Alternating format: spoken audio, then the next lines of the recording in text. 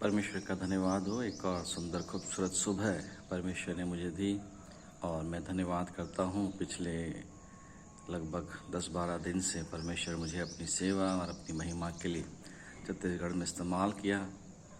मैं धन्यवादी हूँ कि परमेश्वर ने मुझ जैसे एक तुच्छ व्यक्ति को चुना, जो ना बहुत पढ़ा लिखा, ना बहुत ज़्यादा कोई डिग्री होल्डर, लेकिन परमेश्वर का वचन कहता है कि परमेश्वर ने जगत के मूर्खों को चुन लिया ताकि वो बुद्धिमानों को लज्जित करे। आज की सुबह मैं आभारी हूँ परमेश्वर के प्रेम, अनुग्रह और दया के लिए। और मैं आपको भी उत्साहित करना चाहता हूँ कि अपने अपने जीवन के अंदर आप महसूस कीजिए कि परमेश्वर ने आपको किसी उत्तम भाग के लिए, एक उत्तम सेवा के लिए चुना है। हो सकता है परमेश्वर ने आपको प्रार्थना करने के लिए चुना हो, तो उसके प्रति समर्पित होकर प्रार्थना में समय बिताएं और परमेश्वर की महिमा के भागीदार बने। किसी को हो सकता है परमेश्वर ने आर्थिक सहयोग करने के लिए सेवकाइयों को, पास्टरों को चुना होगा। उसमें ईमानदार रहें और समर्पित होकर परमेश्वर के कार्य को करें। हो सकता है किसी को पहुनाई करने के लिए, किसी को शारीरिक सेवा देने के लिए चुना होगा। हो सकता है किसी को परमेश्वर ने लोगों को प्रोत्साहित करने के लिए चुना होगा। परमेश्वर को धन्यवाद दें कि आप परमेश्वर की दृष्टि में अनमोल हैं और परमेश्वर अपने राज्य को फैलाने के लिए, बढ़ाने के लिए हर एक व्यक्ति को एक पर्पज़ के साथ इस दुनिया में भेजा है ताकि परमेश्वर का नाम महिमा पाए। मैं आपको उत्साहित करूंगा कि हमेशा परमेश्वर के उस बुलाहट को अपने जीवन में पहचानें, क्योंकि परमेश्वर आपसे प्यार करता है। यशायाह 43 में परमेश्वर कहता है, तू मेरी दृष्टि में अनमोल है।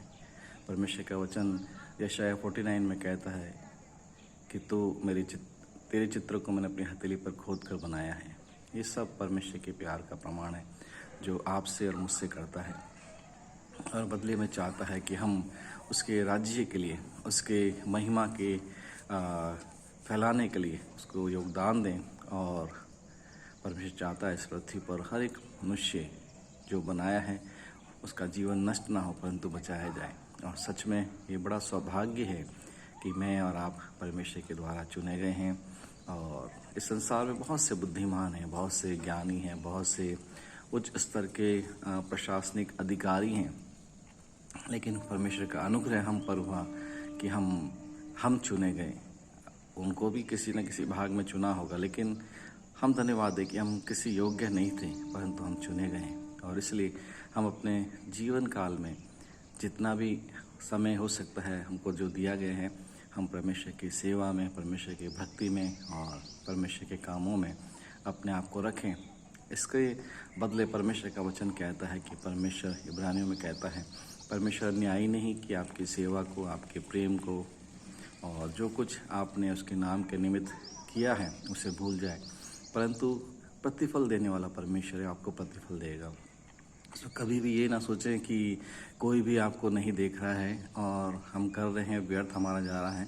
लेकिन परमेश्वर का वचन कहता है, जब मरकुस की हम किताब में पढ़ते हैं कि 4 व्यक्ति झूले के मारे को लाए और उन्होंने प्रभु यीशु मसीह के सामने लाके उसे रखा। वहाँ लिखा है कि प्रभु यीशु मसीह ने उन चारों के विश्वास को देखा। आज भी जब हम कुछ करते हैं तो परमेश्वर हमें देखता है और हमें वो आशीषित करता है। मैं चाहता हूँ आज की सुबह आपको उत्साहित करूँ और आप परमेश्वर की महिमा के लिए इस्तेमाल हो। God bless you, God bless you. प्रभु आप सबको आशीष दे। आमीन।